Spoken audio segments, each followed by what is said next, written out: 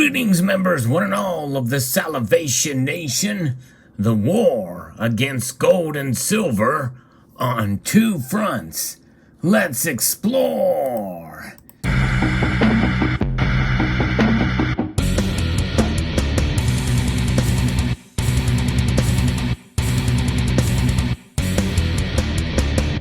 Indeed, the pummeling continues, although today it's not quite as bad as yesterday, but still, the markets are down, and the precious metals are suffering a bit. Silver barely is holding on. It's about 2 cents up as I record this video, moments before the markets close. But gold is down another 1.4%, well, almost 1.5%, down $26. In fact, I'll just give you the prices for gold and silver as they stand right now. Gold, $1,740.40 right now. Crazy. Silver is at $19.33. Gold to silver ratio is now down below 91, but really it's not much to brag about because it's still 90.45. So there's some stress on the markets, and there's essentially a war against these precious metals in terms of the market and what's fighting against them. You know, recession calls are triggering a major slide in the commodity sector. We see it. I posted a video not too long ago to watch this metal for what silver does, and that metal is copper. And that's kind of where you kind of want to see where things are going. In fact, right now, let's see where copper is. Copper is a metal to kind of watch for the industrial side because that's one of the fronts on the war. And it's down about 2 cents per pound. Doesn't seem like a lot, but that's 2 cents per pound. And that leaves us now where silver was at its high. Copper was well over $4 and change at its high, and now it's under $3.50 per pound. So we'll see how that plays out. But that's kind of a hint of where the war is going. I'm going to be referencing an article here on Kitco about It's a War on Two Fronts by Anna Golubova. And if you enjoy videos like this with news and analysis and what others are saying and what I'm saying about precious metals, I hope you will consider pressing that notification bell, pressing that like button. It does help the algorithm. Trying my best to get the word out to as many people as possible, so appreciate trying to grow the channel here. So recession calls are triggering this major slide in the commodity sector, with short positions quickly growing in copper, oil, gold, and silver, according to Pepperstone's head of research, Chris Weston. The European Union seems the most at risk of a recession as the European Central Bank is forced to tighten to get inflation under control amid quite bleak growth prospects. However, a recession is more of a global problem, Weston warned in a note on Wednesday. In fact, yes, all nations around the world are engaging in easy monetary policies, what's known as modern monetary theory, and it's something that certainly is not the right path to go on, but they are, because there's no constrictions for the powers that be in order to print money and to appease, the electorate, at least to make through to the next election. Because really that's what it boils down to. They put pressure on their central banks, and our bank is not immune from it. Yes, people talk about how it's a private entity, and yes, it is, but its governors are appointed by the president and approved by the Senate. Europe may command the closest attention, but this is a global problem in a world of rising interest rates and central banks hell-bent on putting the inflation genie back in the bottle. We've seen clear evidence of demand destruction. Commodities have been the default expression of this thematic, and right now there is just no visibility on growth or what changes the trend. Even though the market lives in the future, it feels like this gets worse before it turns around, Weston wrote. So far, the main takeaway from this has been the U.S. dollar index rallying to 20-year highs as it dominates other currencies, including the euro, the pound, and commodity currencies such as the Australian dollar is what they say, but I think it's the Australian dollar. The US dollar reigns supreme, not just from a relative growth perspective, but from an attractiveness as an investment destination. Right now, aside from the US dollar, only the yen looks to be a compelling long, and that's what Weston is also saying.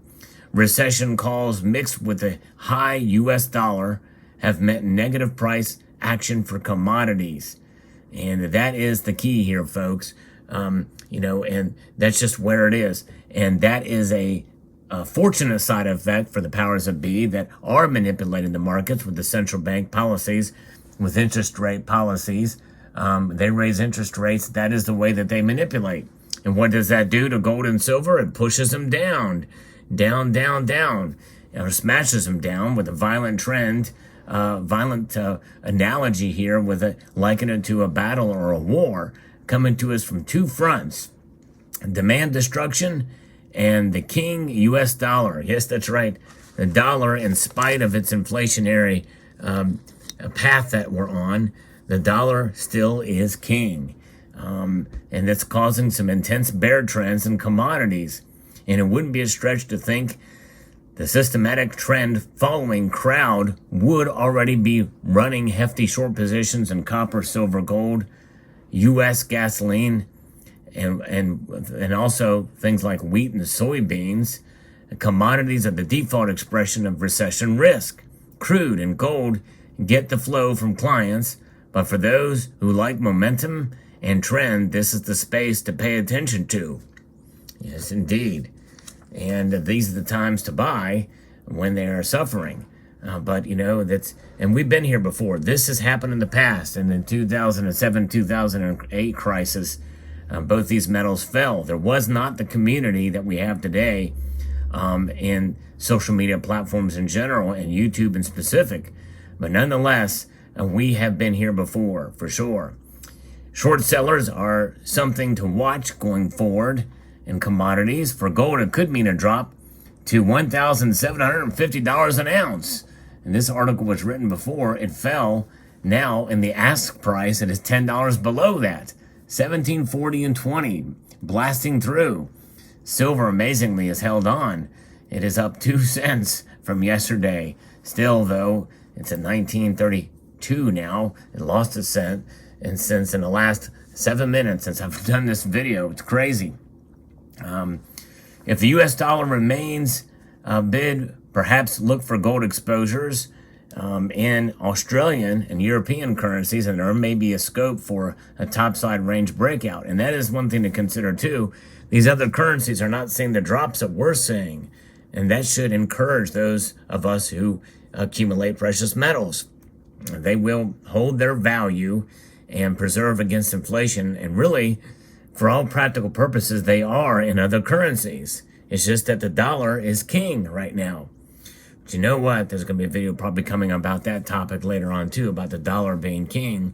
But one thing for sure we know, precious metals over the course of time, and especially considering where we are headed, at least to some extent, I think most experts agree that we are on the precipice of, if not already in, a recession. And as that goes on, it's more likely that gold and silver will go up in price to meet the challenges that we face in such times. Because what has it been talked about for analysts and also prognosticators and opinion seekers, professional and non-professional alike? You can certainly chalk me up in the non-professional category. Gold and silver protect against recessions, against economic instability. Well, there's pretty much economic instability now, and they're going down, down, down. The timing of this is something that has not gone unnoticed, but it is something to keep in mind and persevere through. It's happened before. It provides an opportunity if you see it as an opportunity. Although more and more people are getting jaded and disgruntled over these types of activities, and I would encourage you, everybody, including those who participated in the silver squeeze, those on Reddit and other platforms that precipitated the squeeze, to hold on.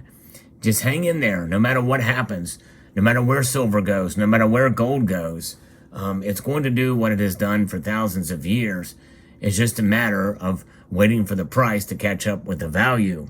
And so, if you don't feel comfortable buying at these levels, I can certainly understand that for sure. Although it is an opportunity if you have the guts to do it, and it does take guts to buy, especially on the way down, thinking it could go down even more. Psychology plays a huge role. No one should feel pressure to buy silver at any particular point in time. I would look at it as an opportunity. I did when it went down to $21, and here it is 19, and it's down even more. I did look at premiums for gold the other day or today, and they've come down a bit, or at least they're flowing along with gold for the most part, moving down. Silver, I'm not sure because I'm not really in the market to buy silver at this point. Nonetheless, Weston made a note that crude oil remains the elephant in the room as prices fall below $100. And that is something to see, because as fuel costs come down, likely that's going to mean that to mine the metals, it's going to be a little bit less, but it's going to be negligible. It's going to be very negligible. We'll see what happens. Right now, crude oil is still very high, but it's about almost $2 off of $100. It's about $98.07 as I record this video. Amazingly enough, the Dow Jones Industrial Average is up slightly, and so is the NASDAQ and S&P 500. The dollar index, though, is strong. It's 20-year high, 107. Yes, indeed. We were celebrating when it was 97. Now it's 107. Crazy. Where will it go from here? And with a dollar that's devalued or losing value year by year, month by month, that is amazing. It's got a lot of people scratching their head, but realize that the dollar is measured against a breadbasket of 6 other currencies. And we'll see how this plays out. But nonetheless, there's where we are at. The war on two fronts here. It is industrial demand in general for the metals, but industrial demand, especially for silver, is getting hit the hardest on that front. Gold, people see the price falling down. There's probably going to be less demand to buy ETFs, and even the physical people think, well, you know what, maybe we'll just put our money in cash at this point and get it to the safest thing we can think of right now. And who knows? But nonetheless, we'll see how it plays out. So there's your war. I hope you found this video insightful and entertaining. I'd like to extend a multitude of gratitude you all for taking the time to watch, and encourage you to please rate, share, comment, and subscribe.